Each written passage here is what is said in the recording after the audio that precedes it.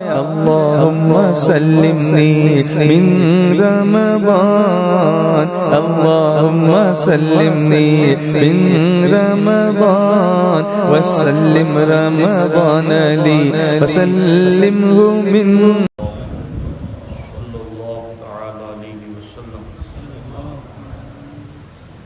اللہ رب العزت نے 12ویں پارے میں سورہ ہود میں ارشاد فرمایا کہ ہم نے حضرت ہود علیہ السلام کو قوم عاد کی طرف نبی بنا کر بھیجا، اور اللہ کے ہر نبی کا پہلا پیغام قوم کے لیے یہی ہوتا، یا قوم اعبدوا اللہ ما لکم من الہ غیرہ، کہ اے میری قوم اللہ کی عبادت کرو جس کے سوا کوئی معبود نہیں۔ ہر نبی اپنی قوم کو اللہ کی عبادت کی طرف بلاتے، مگر حضرت ہود علیہ السلام کی قوم عاد نے آپ کی دعوت قبول نہ کی، تو اللہ تبارک و تعالی نے ان کے کفر اور انکار کی وجہ سے 3 سال تک بارش روک دی، 3 سال تک، اور نہایت شدید قحط نمودار ہوا، حتیٰ کہ اللہ تعالیٰ نے ان کی عورتوں کو بانجھ کر دیا۔ اب آپ دیکھیں، کبھی کبھی لوگوں کو یہ وسوسہ آتا ہے کہ بہت زیادہ کاروبار میں دین نہیں لانے کا، دین لائیں گے تو ہم آگے نہیں بڑھ سکیں گے۔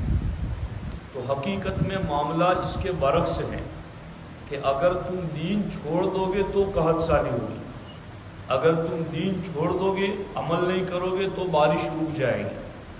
تو اب یہ 3 سال تک عورتیں بانجھ رہی، بارش رک گئی، قحط سالی ہوئی، تو پھر قوم حضرت ہود علیہ السلام کے پاس آئی اور کہا، حضور آپ کرم کر دیں کہ کھیتیاں جو سوکھی ہوئی ہیں بارش برس جائے، قحط سالی دور ہو جائے۔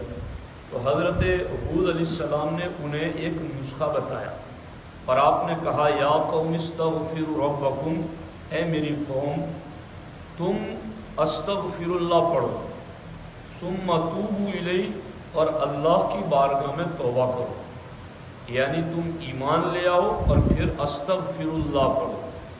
اگر تم یہ دونوں کام کرو گے تو کیا ہوگا، یرسل السماء علیکم مدرارا، تو پھر اللہ تبارک و تعالی تم پر آسمان سے موسلا دھار بارش نازل کرے گا، اور پھر بارش اترے گی تو آگے کیا ہوگا، یزیدکم قوتا الی قوتکم، اور اللہ تبارک و تعالی تم میں جتنی طاقت ہے اس سے زیادہ بڑھا دے۔ تو اب الحمدللہ یہاں تو سب اللہ کے فضل سے اہل ایمان ہی ہیں، اللہ اور رسول پر ایمان رکھنے والے۔ تو اب آگے ہمارے لیے حکم ہے، استغفروا ربکم، استغفر اللہ کثرت سے پڑھتے رہو۔ اب یہاں ایک روایت بھی ہے کہ حضرت امام حسن مجتبی رضی اللہ تعالیٰ عنہ ایک مرتبہ حضرت امیر معاویہ رضی اللہ تعالیٰ عنہ کے پاس تشریف لے گئے، تو حضرت امیر معاویہ کے جو ملازمین تھے، جو خدام تھے، کارکن تھے، ان میں سے ایک بندے نے امام حسن مجتبی کی خدمت میں عرض کیا، حضور میں مالدار بہت ہوں لیکن میرے اولاد نہیں، تو آپ کوئی دعا فرما دیں یا کوئی عمل عطا کر دیں کہ میرے یہاں اولاد پیدا ہو۔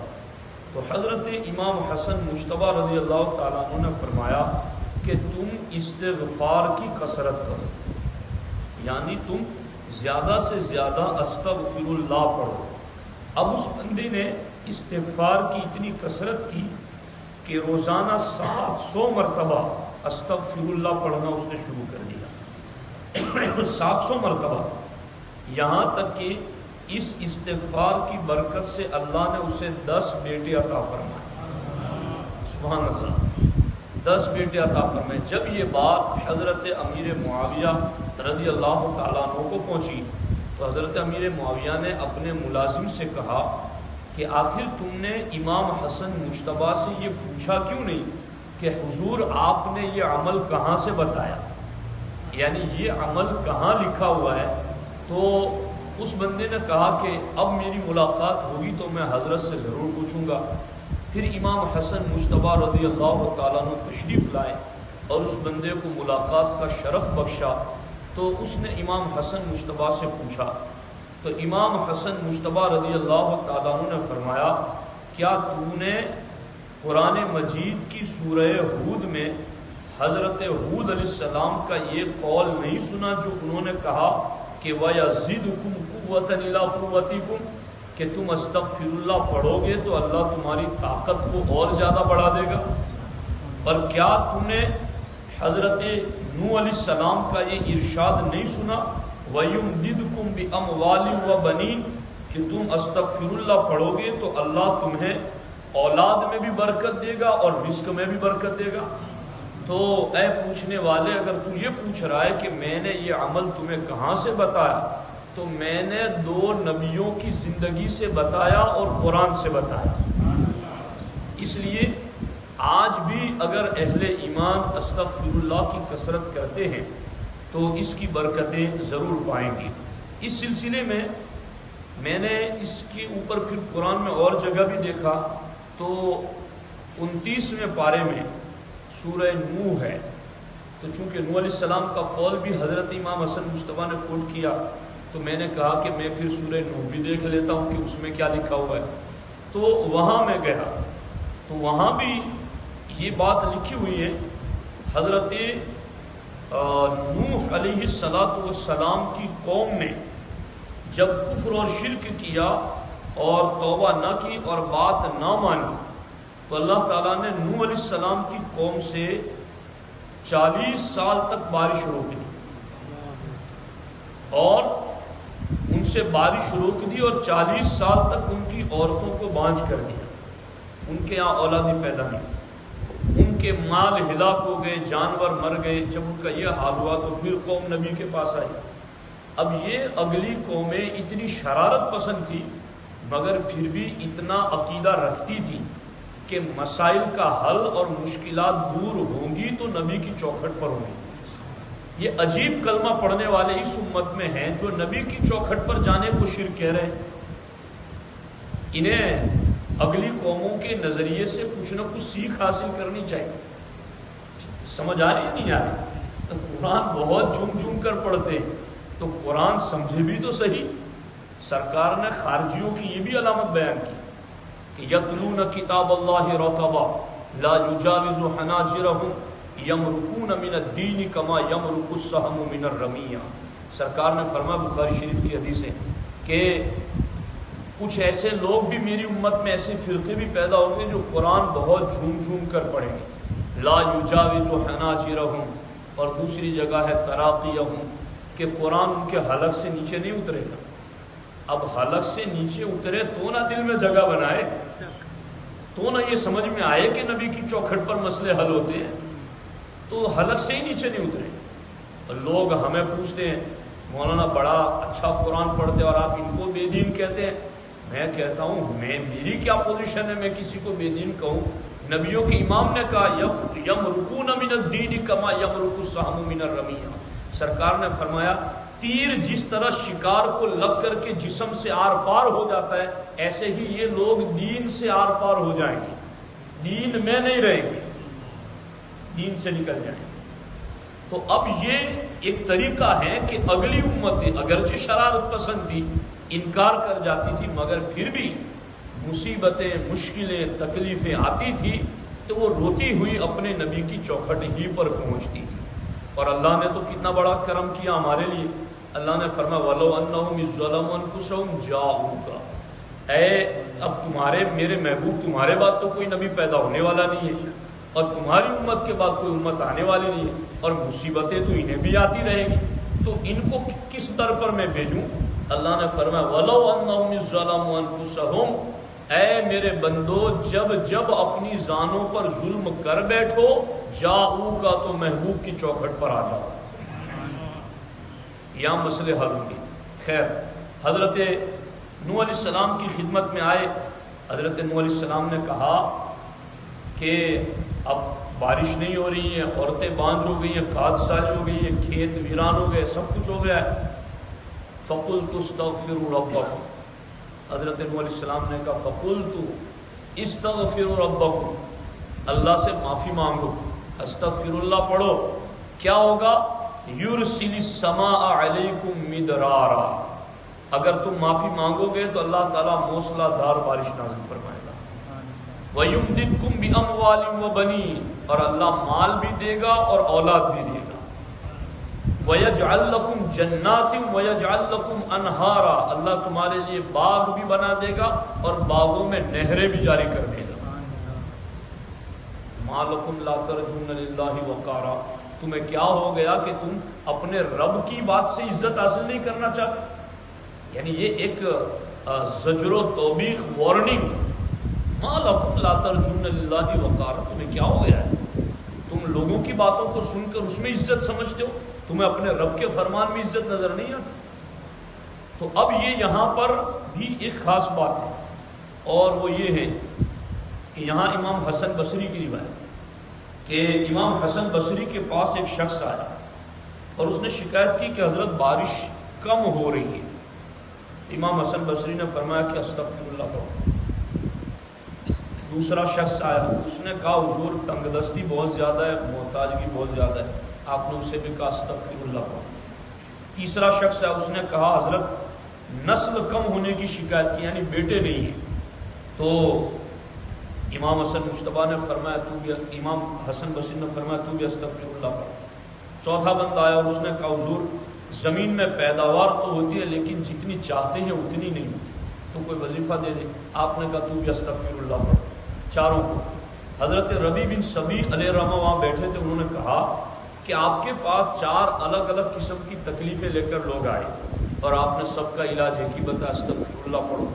امام حسن بصری نے فرمایا یہ علاج میں اس لیے بتاتا ہوں کہ یہی علاج حضرت نوح علیہ السلام نے عطا فرمایا اور رب نے اس کو قرآن میں ذکر فرمایا، کیا؟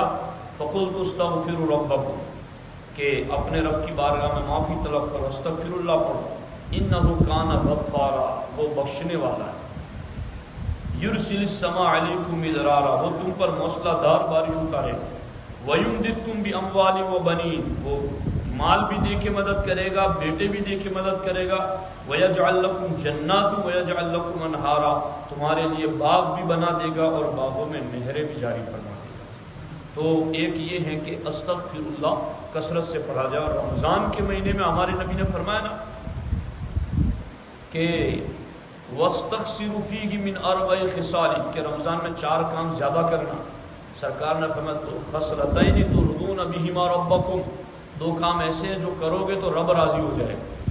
سرکار نے فرمایا ان میں سے ایک یہ ہے کہ کلمہ شہادت کثرت سے پڑھو، اور دوسرا یہ ہے کہ استغفر اللہ کثرت سے پڑھو۔ تو اب رمضان بھی ہے، سرکار کا حکم بھی اور قرآن کا حکم بھی، اس لیے ہمیں کثرت سے استغفر اللہ پڑھنا چاہیے۔ اس سلسلے میں ایک بات اور بھی ہے، حضرت شعیب علیہ السلام جس قوم میں آئے اس قوم کو بھی انہوں نے کہا اعبدوا اللہ ربکم ما لکم من الہ غیرہ، اللہ کی عبادت کرو جس کے سوا کوئی معبود۔ اور ان کی قوم اصل میں ناپ تول میں کمی کرتی تھی، ڈنڈی مارنا جس کو کہتے ہیں، کہ کسی کے پاس سے کچھ لینا ہو تو اس کے لیے ترازو الگ رکھتے اور اپنے پاس سے کسی کو دینا ہوتا تو ترازو الگ رکھتے ہے نا، بڑے دماغ لگانے والے۔ آج بھی الیکٹرانک جو ہو گئے اس میں بھی لوگ سیٹنگ کر لیتے ہیں، تو اب یہ سیٹنگ کہاں لے جائیں گے؟ ڈرنا چاہیے، اللہ کی پکڑ سے ڈرنا چاہیے۔ اب حضرت شعیب علیہ السلام نے قوم کو منع کیا کہ تم لوگ ناپ تول میں کمی نہ کرو، انصاف کے ساتھ تول کر کے بیچو، وزنوا بالقسطاس المستقیم۔ اس سلسلے میں اس کا ذکر یہاں سورہ ہود میں بھی ہے اور اس کا تفصیلی ذکر سورہ اعراف میں بھی ہے جو 8ویں پارے میں گزر چکا ہے، وہاں بھی اس کا تفصیلی ذکر ہے۔ یہاں میں صرف ایک حکایت عرض کر دیتا ہوں۔ حضرت مالک بن دینار رضی اللہ تعالیٰ عنہ فرماتے ہیں کہ میں ایک مرتبہ اپنے پڑوسی کے پاس گیا تو اس پر موت کے آثار نمایاں، یعنی نزا کے، سکرات کے. تو وہ کہہ رہا تھا آگ کے دو پہاڑ، آگ کے دو پہاڑ. حضرت مالک بن دینار فرماتے ہیں میں نے اس سے پوچھا کیا کہہ رہے ہو؟ اس نے بتایا اے مالک بن دینار میرے پاس دو پیمانے تھے، ناپنے اور تول کر دینے کے دو الگ الگ پیمانے تھے. ایک سے دیتا تھا اور دوسرے سے لیتا تھا. اب آپ کو بتانے کی ضرورت نہیں ہے کہ لینے والا کیسا رکھتا تھا اور دینے والا کیسا رکھتا تھا، دو الگ الگ رکھتا تھا. اس نے کہا مالک بن دینار فرماتے میں اٹھا اور ایک پیمانے کو دوسرے پر مار کر توڑنے لگا. تو اس نے کہا اے مالک بن دینار آپ جب بھی ایک پیمانے کو دوسرے پر مارتے ہیں تو میرے لیے یہ آگ کے پہاڑ اور زیادہ سخت ہو جاتے. اور اسی بات میں کہتے کہتے اس کا انتقال. تو یہ پیمانے ہیں، اس کو غور سے سمجھ لو، یہی پیمانے آگے آنے والے ہیں. اس لیے اللہ کی بارگاہ سے ہمیں ڈرنا چاہیے. ورنہ بہت مرتبہ میں خود بھی اس پر سوچتا ہوں کہ ہم جو دنیا میں آئے ہیں اب کچھ بھی کما لیں، بنگلے بنا لیں، کپڑے پہن لیں، کچھ بھی کریں، جانا تو اکیلے ہی ہے نا. 3 سفید کپڑوں میں اور وہیں لے جا کر کے لٹا دیں گے جہاں سارے لوگ بڑے امیر کبیر بھی لیٹے ہیں، غریب بھی لیٹے. تو کس نے ہمیں یہ عقل مندی سکھائی یار کہ جو سب کچھ یہاں چھوڑ کے جانا ہے اس کے لیے گناہ پر گناہ لے کر جا رہے ہیں؟ ایسی عقل مندی ہم نے کہاں سے سیکھی کہ گناہ کر کے ہم کمائیں، بعد والے اس سے گناہ کریں اور ہم قبر میں بھگتے. اور ایک چیز یاد رکھنا، سب میں 2 منٹ برداشت کر لیجیے. اصل میں یہ چیز لوگوں کو ستاتی رہتی ہے کہ میرے 4 بیٹے ہیں، 4 کی 4 دکانیں ہونی چاہیے، 4 گاڑیاں ہونی چاہیے، 4 الگ الگ اس کے بزنس ہونے چاہیے، اور وہ اسی دوڑ دھوپ میں لوٹ گھسوٹ کا چاروں طرف کا جمع کرنا شروع کر دیا. لیکن کئی مرتبہ ایسا دیکھنے میں آیا کہ وہ سارا کچھ جمع کیا ہوا آنکھ بند ہونے کے چند سالوں میں ہی اولاد نے اڑا لیا. لیکن اگر کسی نے تقوی پرہیزگاری اختیار کی اور اولاد کے لیے تھوڑا بھی چھوڑ کے گیا تو آپ قرآن شریف میں سورہ کہف ہر ہفتے سنتے ہیں، تو کاش کہ آپ غور کر لیں اس کے اوپر. حضرت موسیٰ علیہ السلام اور حضرت خضر دونوں چلے تھے. ایک بستی میں گئے تو بستی والوں نے کھانے پینے کا بھی نہیں پوچھا. تو حضرت خضر نے کہا کہ موسیٰ گارا بناؤ اور اینٹیں لاؤ، یہ دیوار گرنے والے، ہم اس کو سیدھی کر دیں. موسیٰ علیہ السلام نے کہا بستی والوں نے کوئی بھاؤ نہیں پوچھا اور ان کی دیواریں ہم ٹھیک کریں. تو حضرت خضر نے کہا کہ یہ دیوار اصل میں 2 یتیموں کی ہے، تو دنیا میں بڑے یتیم پڑے ہوئے ہیں، ہم سارے یتیموں کی دیواریں ٹھیک کریں گے. تو حضرت خضر علیہ السلام نے کہا وَكَانَ أَبُوهُمَا صَالِحًا، کہ یہ جو یتیم ہے نا ان کا باپ پرہیزگار تھا. کہ یہ دیوار ٹھیک کرنے کا کیا مطلب ہے؟ تو حضرت خضر نے کہا وَكَانَ تَحْتَهُ كَنْزٌ لَهُمَا، یہ بچے یتیم ہیں اور اس دیوار کے اندر ان کا خزانہ ہے. تو یہ دیوار گر جائے گی، لوگ خزانہ لوٹ جائیں گے، تو ان کے خزانے کی حفاظت کے لیے ہمیں دیوار بنانی ہے. کہ سب کے خزانے لوٹ جائے تو دیواریں ہم بنائیں گے؟ کہا ہم سب کی تو نہیں بنائیں گے، لیکن وَكَانَ أَبُوهُمَا صَالِحًا، یہ جن بچوں کا خزانہ دیوار کے پیچھے ہے نا ان کا باپ پرہیزگار تھا. اب تفسیر کے اندر لکھا گیا ہے کہ ایک روایت میں 7 اور ایک روایت میں 14ویں نسل والا باپ تھا، 14ویں پشت کا باپ. اتنے دور والے کا اتنا لحاظ رکھا گیا کہ جو چھوڑ کے گیا تھا رب اس کی حفاظت کے لیے نبیوں سے دیوار بنوا رہا ہے. تو تھوڑا چھوڑیں گے تو بھی برکت رہے گی اس میں. اور پہلا پارہ جو سورہ بقرہ نے آپ نے پڑھی نا، اس میں بھی جو بقرہ کا قصہ جو ذکر کیا گیا گائے والا، بیٹھے گے آپ 2 منٹ میں بتا دیتا ہوں. وہ گائے والا قصہ بھی یوں ہی ہے کہ ایک باپ بہت نیک تھا اور اس کے پاس ساری ملکت میں اس کی ایک گائے کی بچیا تھی صرف. اب وہ گائے کی بچیا اس کا انتقال ہو گیا تو گھر میں کوئی تھا ہی نہیں، بیوی امید سے تھی، تو اس نے لے جا کر کے وہ بچیا جنگل میں چھوڑ دیے کہتے ہوئے اے ابراہیم، اسماعیل اور اسحاق کے رب، یہ میری بچیا تیری امانت میں، جب میرے یہاں اولاد پیدا ہو اور وہ مانگے تو میرے اللہ یہ امانت اسے دے دینا. اب چھوڑ کے وہ چلایا. اب دیکھو یہ نیکوں کی چھوڑی ہوئی چیز کو اللہ کیسے پالتا ہے.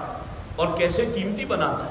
چھوڑ کے چلا آیا وہ، اب اس کا انتقال ہو گیا، بچہ پیدا ہوا، بڑا ہوا. ماں نے کہا کہ فلاں جنگل میں تمہارے باپ نے بچیاں چھوڑی ہے، جاؤ جا کر کے یوں کہنا تو وہ گائے آ جائے. جا کر کہا تو گائے آ گئی. اس کو لے کر کے گھر آیا. ماں نے کہا کہ اس کو لے جا کر بازار میں بیچ دو. کہا کتنے میں بیچوں؟ کہا 3 دینار میں بیچ دینا. اس زمانے میں 3 دینار قیمت ہوتی تھی، لیکن فائنل کرنے سے پہلے میرا مشورہ لے لینا. تو ایک بندہ آیا، اس نے کہا کہ گائے بیچو گے؟ کہاں بیچوں گا. کہا کتنے میں بیچو؟ کہا 3 دینار. کہا میں لینے کے لیے تیار ہوں. کہا رکو میں اپنی ماں کو پوچھ کر آیا.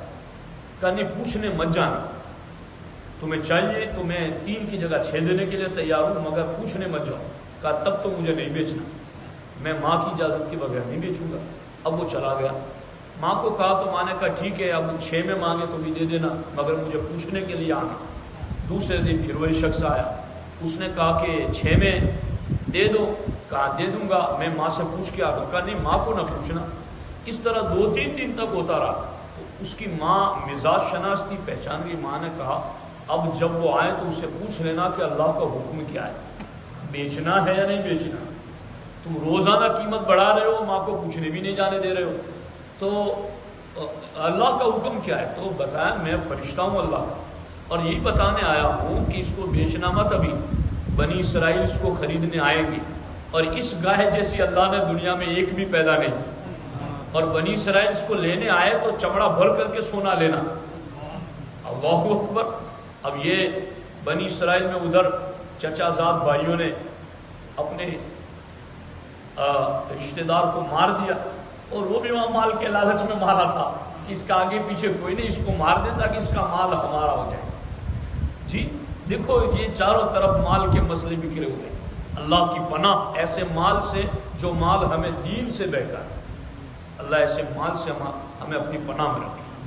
اب غور فرمائیں کہ ادھر انہوں نے مار دیا، اور مار کر لے جا کر شہر کے باہر دیوار پہ ڈال دیا. اور صبح حضرت موسیٰ علیہ السلام کے پاس جا کر کہا کہ ہمارے اس رشتہ دار کو کسی نے مار دیا ہے، آپ بتائیں کس نے مارا ہے. حضرت موسیٰ علیہ السلام نے کہا جاؤ گائے ذبح کرو. جی اب حضرت موسیٰ علیہ السلام نے کہا گائے ذبح کرو، تو وہ قوم تو تھی ایسی. موسیٰ قوم وہ گائے کیسی ہو، بچیا ہو، بڑی ہو، چھوٹی عمر کی ہو. حضرت موسیٰ علیہ السلام نے فرمایا درمیانی، عوان بین ذالک، درمیانی عمر کی. پھر انہوں نے کہا کہ موسیٰ رنگ بتا دو ذرا، رنگ کیسا ہو. جی وہ پیلے رنگ کی ہو، تسر الناظرین، وہ دیکھنے والے کو بھلی معلوم ہوتی ہے. اتنا پوچھا کہ پوچھ کر کے متعین کر دیا کہ اب وہ گائے ایک ہی ہے. جی اللہ تعالیٰ نے فرمایا بغیر پوچھے ہوئے وہ کوئی بھی گائے ذبح کر دیتے تو ہو جا، مگر اب چونکہ اللہ نے پہنچانا تھا نا ان کو وہاں پر، پوچھ کرتے رہے. آخر میں انہوں نے کہا وَإِنَّا إِنْ شَاءَ اللَّهُ لَمُهْتَدُونَ. موسیٰ تم نے تو ایسی گائے بتائی ہے کہ یہ ایسی تو نظر ہی نہیں آتی، لیکن اگر اللہ نے چاہا تو مل جائے گا انشاءاللہ. وہ گھوڑے لطیفہ جی انشاءاللہ. یہ اس کی تفسیر میں ہے کہ اگر انہوں نے انشاءاللہ نہ کہا ہوتا تو زندگی بھر ڈھونڈتے تو انہیں نہ ملتا، اگر انشاءاللہ نہیں کہا ہوتا. اب گئے تو وہ گائے دیکھی تو بیچو گے؟ کہاں بیچوں گا. کا کیا قیمت ہے؟ کہ اس گائے کو ذبح کر کے اس کا پورا گوشت تم لے لو اور چمڑے میں سونا بھر کے دو تو اسے دوں گا. اب ان کے مرتے نہیں کیا کرتے، کوئی آپشن تھا ہی نہیں ایسی گائے کے علاوہ. تو اب اس کو پوری گائے کو چمڑا بھر کر کے سونا انہیں دیا گیا. تو اب دیکھا نا، ایک گائے باپ چھوڑ کے گیا تھا مگر حلال کی چھوڑ کے گیا. اللہ نے اس کی اولاد کو کتنا مالدار بنا. تو مسئلہ یہ نہیں ہے کہ کتنا چھوڑ کے جانا ہے، مسئلہ یہ ہے حلال کا کتنا چھوڑ کے جانا ہے. اللہ تبارک و تعالی ہمیں عمل کی توفیق عطا فرمائے. بسم اللہ الرحمن الرحیم. اللهم صل وسلم وبارک علی سیدنا و مولانا محمد وآلہ وصحبہ وبارک وسلم. یا اللہ درس تراویح کے محفل کو اپنی بارگاہ میں قبول فرما. جو کچھ بھی تیرا پیغام ہم نے سمجھا سنا اس پر عمل کرنے کی توفیق عطا فرما. یا اللہ جتنے بھی لوگ یہاں بیٹھے ہیں میرے اللہ سب کی دلی نیک جائز تمناؤں کو پورا فرما. ہم سبھی کے دین و ایمان، جان، عزت، آبرو کی حفاظت. یا اللہ ہمارے بچوں کو علم نافع عطا فرما، انہیں عالم بافیض بنا. یا اللہ ان کے سینوں کو قرآن کے علوم کے لیے کشادہ فرما. یا اللہ یا رحمان یا رحیم ان کی زندگی سے علم کا ایک چشمہ جاری فرما، اس سے ایک جہان کو سیراب فرما۔ یا اللہ ہمارے جتنے بھی ساتھی انتظامیہ کمیٹی، ہمارے تمام ساتھی جتنی بھی محنتیں کرتے ہیں میرے اللہ، سب کو اس کا بہتر بدلہ دنیا اور آخرت میں عطا فرما۔ لی خمسۃ فی بہا حر الوباء الحاکمہ المصطفیٰ والمرتضیٰ وبناتہما والفاطمہ۔ ان اللہ وملائکتہ یصلون علی النبی یا ایھا الذین آمنوا صلوا علیہ وسلموا تسلیما۔ اللهم صل على سيدنا مولانا محمد وعلى اصحابه وسلم ووفق بامره الى الله ان الله بصير بالعباد وصلى الله تعالى على خير خلقه وعلى اله وصحبه اجمعين برحمته